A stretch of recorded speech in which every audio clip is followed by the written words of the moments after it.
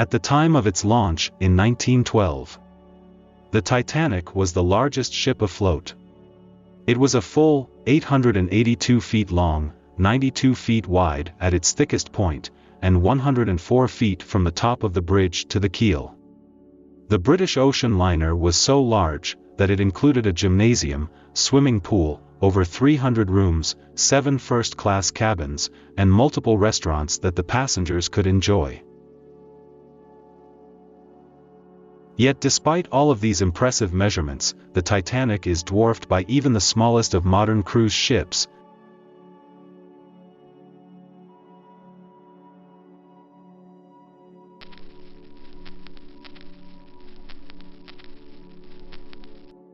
Symphony of the Seas, Royal Caribbean's premier cruise liner, and the largest cruise ship ever constructed, is actually a full 5 times the size of the Titanic. She is 1,184 feet long, and 229 feet from the keel to the highest point. Where the Titanic weighed around 46,000 tons, the Symphony of the Seas weighed 228,000. Most impressive of all, however, is the cruise liner's startling capacity, which stands at 6,690 passengers and 2,200 crew members.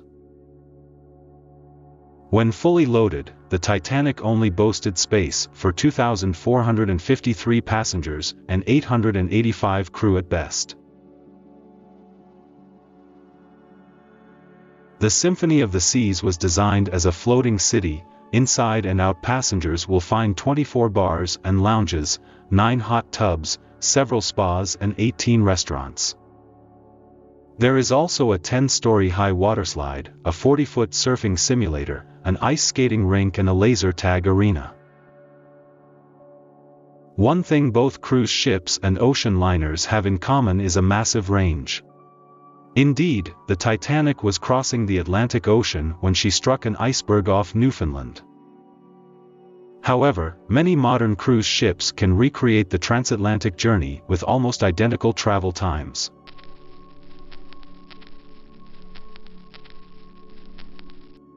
Another significant change from the Titanic era is the type of fuel used to operate the vessels.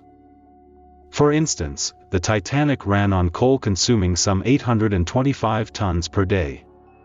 Modern cruise ships run on gasoline and typically consume up to 250 tons every 24 hours or around 80,000 gallons.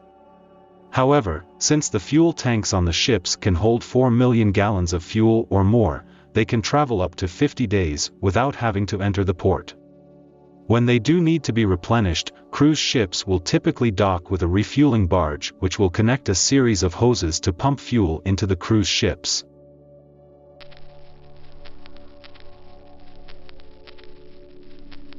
The construction process of a modern cruise ship is one of the most impressive feats of engineering in the world.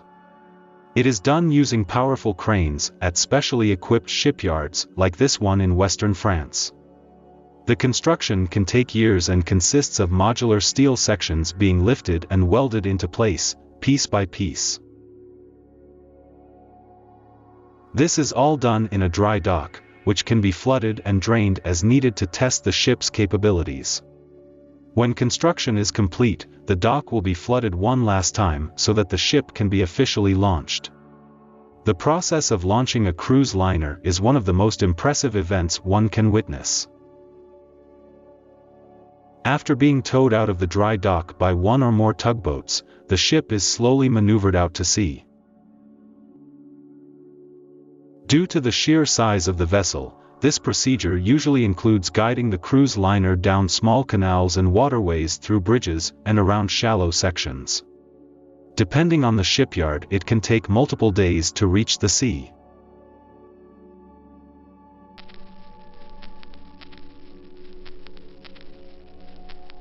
Once out in the sea, help may be thousands of miles away should the ship run into trouble. For that reason, modern cruise ships boast a variety of impressive safety features, including thousands of smoke detectors and fire extinguishers, as well as 5 separate firefighting teams. Lastly, all cruise ships will perform multiple drills to make sure both crew and passengers are up to mark on the rescue and abandon ship procedures. Perhaps the most important developments in cruise ship safety is the invention of the freefall lifeboats.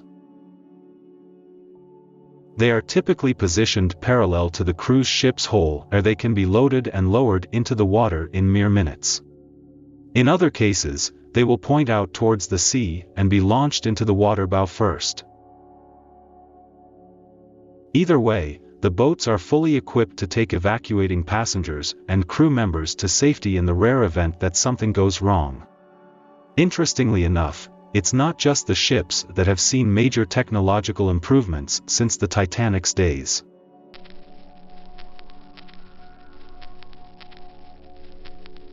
The ports are modernizing at a rapid rate as well. The most significant example of this is port electrification.